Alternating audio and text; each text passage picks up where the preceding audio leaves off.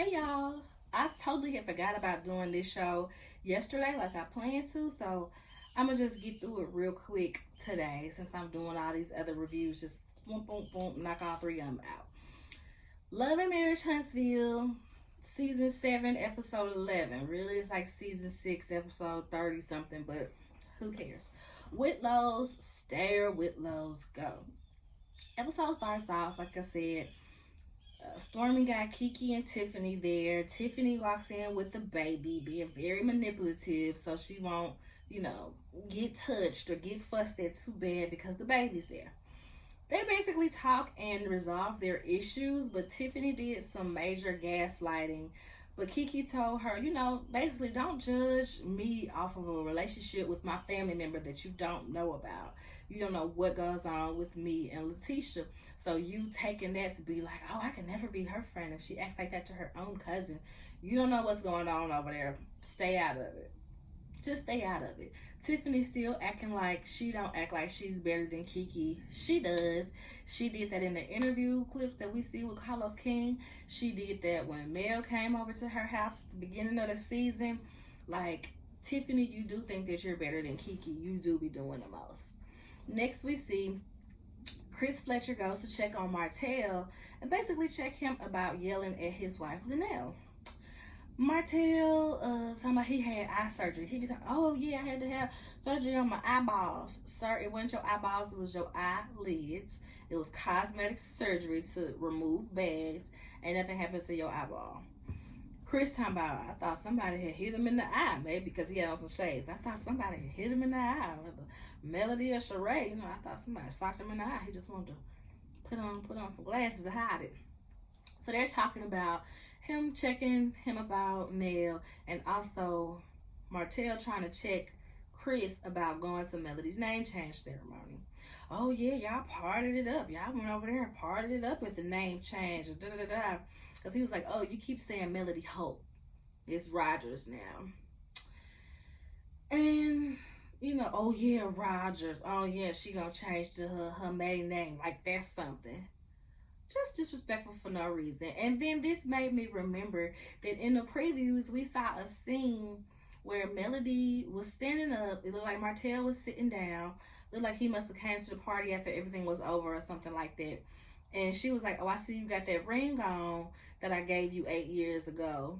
And he was like, yeah, I see you got a ring on too. We didn't see that clip, huh? I can't stand when they do that. If you show us something in the previews, give it to us in the show. Don't show us something in the previews to get us to watching so we can see what's going on. Give it to us in the show.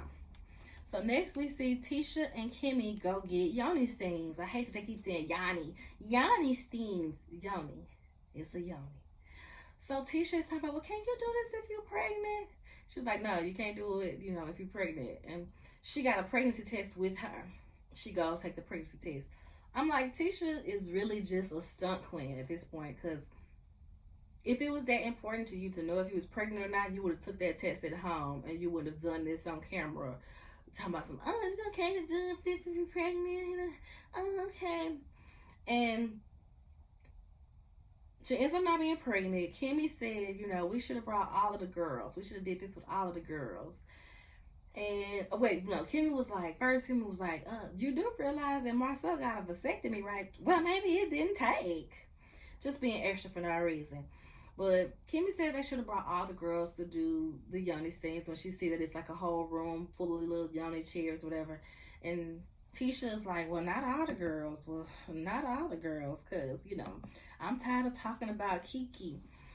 I'm just tired of everybody bringing it up. I'm tired of talking about the situation.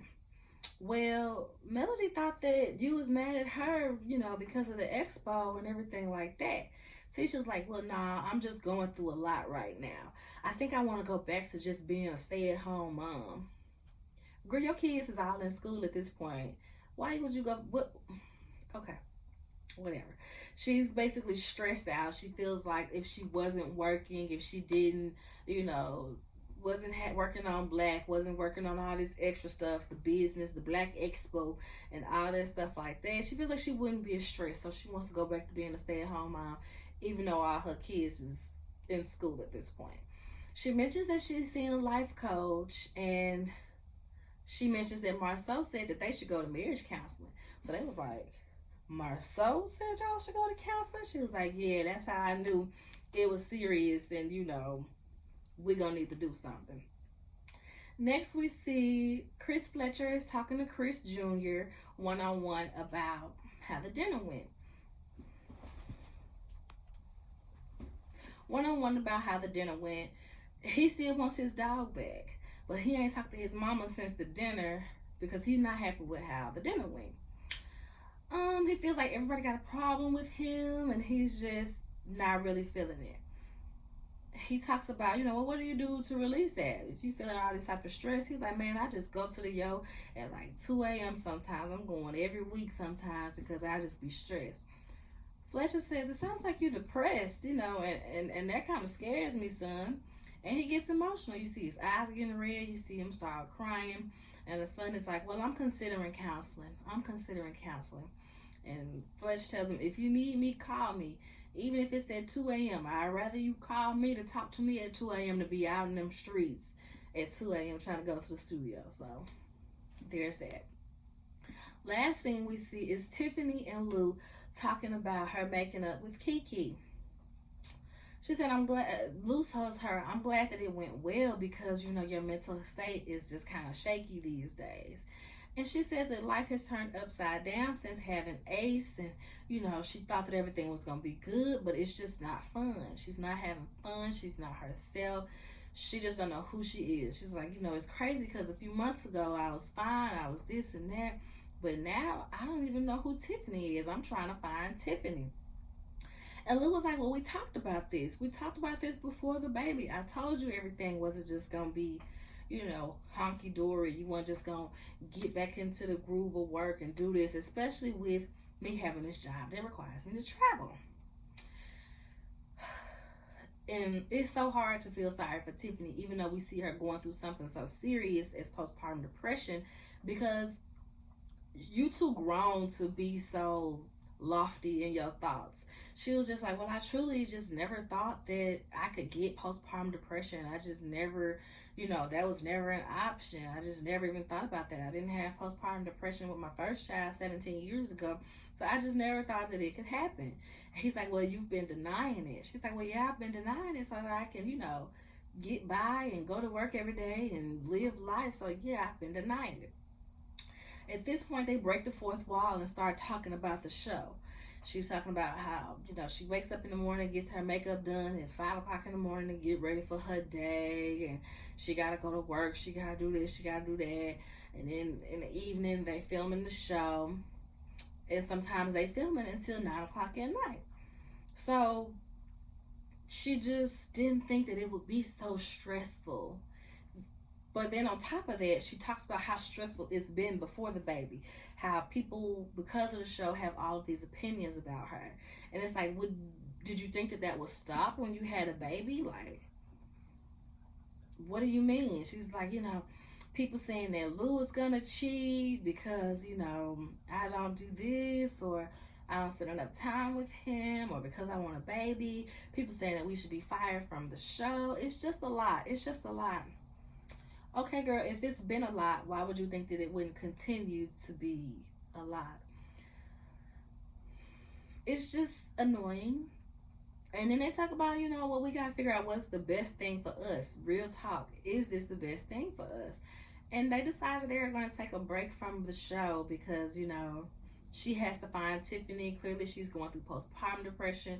And it's just too much on her to be doing all of this while on camera. So